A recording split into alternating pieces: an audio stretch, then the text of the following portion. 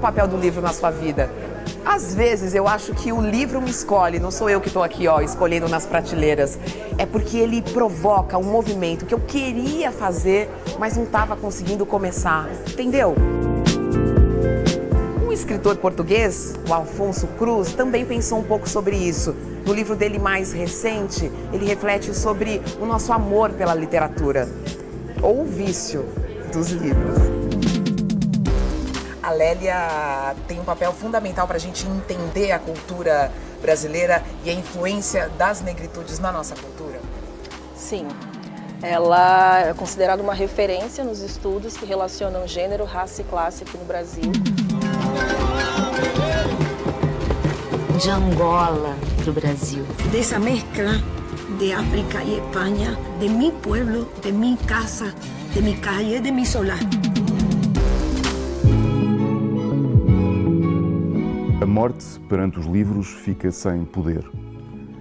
Em Djalan Djalan, escrevi sobre um episódio especialmente espirituoso contado por Rosa Montero em A Louca da Casa, passado com uma escritora argentina, Gabriela Cabal, sobre a possibilidade de a leitura, através da curiosidade, do entretenimento e da distração, afastar a morte. O vício dos livros fala sobre literatura, fala sobre o amor à literatura, sobre o vício dos livros. Você é um viciado?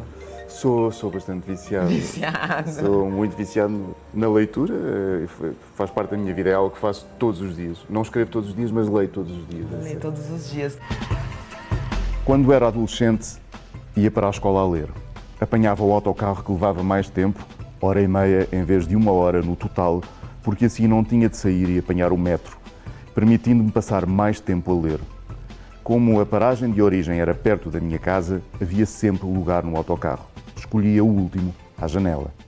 Por que você teve vontade de escrever sobre essa relação das pessoas com os livros? Uma razão muito simples, eu gosto muito de ler e, portanto, a partir de determinada altura, eu creio que, enquanto leitor e acumulando esta parte de escritor, começamos a interrogar por que raio de motivo gostamos tanto de livros e porque é que os livros são tão importantes para nós. E eu acho que os livros, e mesmo assim a leitura ainda é mal compreendida. O poder que a leitura tem e a importância que ela tem para nós, ainda há muito para descobrir no meio disto tudo. Temos leitores viciados em você aqui no Brasil. Isso é muito interessante e eu queria que você falasse sobre essa sua relação com os leitores brasileiros. E é algo que me parece muito do boca a boca, do clube do livro, da livraria. É uma relação de proximidade a partir de, Claro. de muitos trânsitos. Sim, os livros funcionam muito por redes, ou redes de amizade, ou porque sim, há uma série de agentes do livro, os livreiros, os clubes de livro, os bibliotecários, etc. E que ajudam muitíssimo o próprio contacto com os leitores e o diálogo que podemos estabelecer depois de o livro ser lido é muito interessante e muito importante, porque os livros são seres silenciosos. Achei muito estranho que acedessem à minha petição, à petição que irei relatar de seguida, sem qualquer inquérito por escrito. Não tenho números suficientes para descrever como me senti feliz com a decisão. Nesse dia, à noite, ao jantar, levantei-me e declarei: gostava de ter um poeta. Um dos livros que aqui no Brasil fez muito sucesso é Vamos Comprar um Poeta, né? É um livro que conta um pouco pra gente e traz pra gente essa reflexão do lugar da cultura e da arte na vida da gente. Sim, e também nasceu, o livro também nasceu dessa necessidade de, a determinada altura, também, neste caso, na sociedade portuguesa, haver um certo desprezo pela cultura, falta de investimento e também incompreensão, porque a maior parte das pessoas não percebe qual é a dimensão cultural das artes. Mesmo pessoas que são muito presas, muito conservadoras, muito presas, por exemplo, à identidade, ou que é identidade e identitário, etc., esquecem-se que essa identidade é criada através da arte. A poesia, diz-me o poeta, transfigura o universo e faz emergir a realidade descrita com a absoluta precisão da ambiguidade. Nunca li um bom verso que não voasse da página em que foi escrito. A poesia é um dedo espetado na realidade.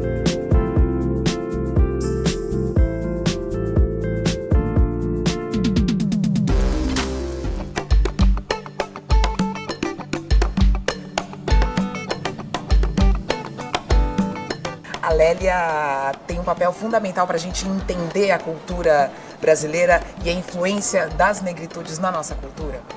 Sim, ela é considerada uma referência nos estudos que relacionam gênero, raça e classe aqui no Brasil, uma pioneira do feminismo negro, e ela pode ser considerada, sim, principalmente de acordo com as pesquisas da Raquel Barreto, que é a co-curadora da exposição, como uma intérprete do Brasil.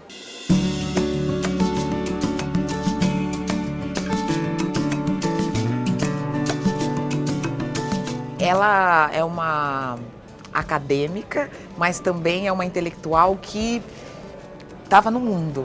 E eu queria que você falasse sobre isso. A atuação da Lélia nos anos 80, nos anos 70, nos anos 80 foi muito importante para que essa discussão fosse disseminada, né? Amplificada. Primeiro no campo acadêmico, né, das pesquisas que ela desenvolvia nesse contexto, desse espaço legitimado de produção de conhecimento que é a academia, mas também reconhecendo a legitimidade de outros, como as escolas de samba no Rio de Janeiro, em São Paulo, como os quilombos e agrupamentos ligados a organizações sociais negras aqui no Brasil. Ela participa desse movimento de reafricanização do carnaval em Salvador e formação dos primeiros blocos afro, como Ileaê e Olodum.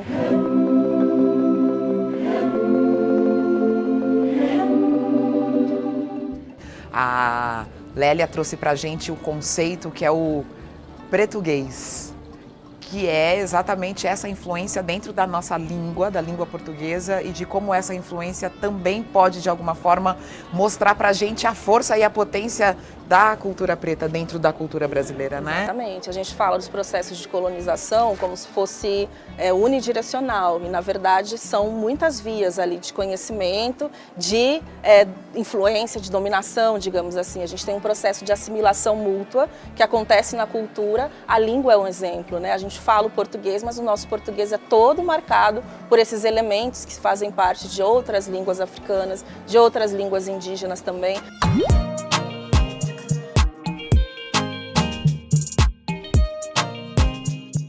Ela, como autora, publicou um único livro, né, em vida, que é esse Festas Populares no Brasil, em 1987.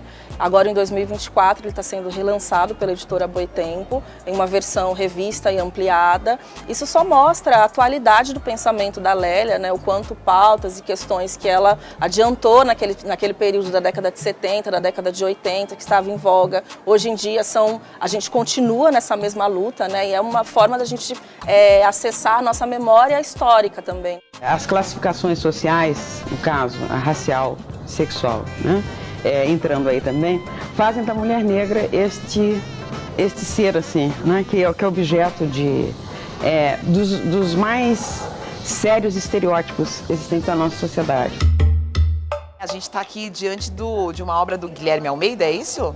Isso, é um artista também da nova geração e que vai dialogar com artistas de gerações anteriores, como Adenor Gondim, na representação da Irmandade da Boa Morte, do Recôncavo Baiano, Cidade de Cachoeira, uma irmandade formada por mulheres negras e que foi muito importante para a resistência, para a agência e para a libertação de pessoas escravizadas no contexto da escravização aqui no Brasil.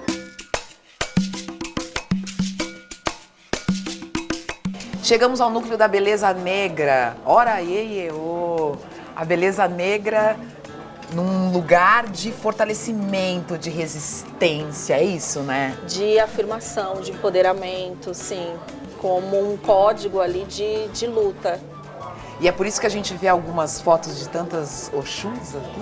Sim, Oxum, além de estar, né, representada ao centro do núcleo, era uma orixá de cabeça da própria Lélia Gonzalez. Então a gente faz, né, essa homenagem ao núcleo que se baseia no texto dela, o título do núcleo vem desse texto, para falar desse lugar da mulher negra e da beleza no sentido de potência, de afirmação, de resistência.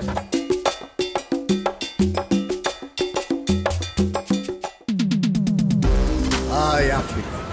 Em 4 séculos de dor, morte e desengano, tuas riquezas foram arrancadas de teu solo e usadas no holocausto dos teus próprios filhos. Mas lá no fundo do porão dos tumbeiros, na grande travessia, estavam teus santos e teus grandes antepassados. Razões Africanas, de Jefferson Mello. Um documentário que faz a gente mergulhar em muitos países para que a gente entenda um pouco como a música vinda do continente africano está nessas culturas, embrenha essas culturas, também formam essas culturas. Jefferson, Razões Africanas é um filme que faz a gente passear, é um road movie. Comecei por Cuba, né, filmar de onde vem a rumba, né. Depois eu fui para o Mississippi, para entender de onde vem esse ritmo que é apaixonante, né. E Jongo da Serrinha, que é a única herança africana, né, dos africanos sequestrados e desembarcados no Rio de Janeiro e que se distribuiu aqui pelo Paraíba, né, pelo Rio, São Paulo, Minas. E aí eu fui filmar no continente africano para entender de onde realmente essa ancestralidade veio. Tell it all my own fault, 'cause I didn't do the thing that I should. No caso do blues, né, ele mesmo fala, o jovem preto americano ele não tem muita opção, ele não quer tocar blues. E aí eu mostro isso, primeiro, o público do blues é branco. Segundo, quem está tocando mais blues é o branco. E aí o blues, essa tradição, essa herança fica um pouquinho escondida. Mas está havendo um movimento maior de jovens pretos tocando blues, mas passou um grande período sem isso. E ele lamenta, ele fala isso, entendeu? You brought the black people from Africa in this country. You brought the blues. The Indians here,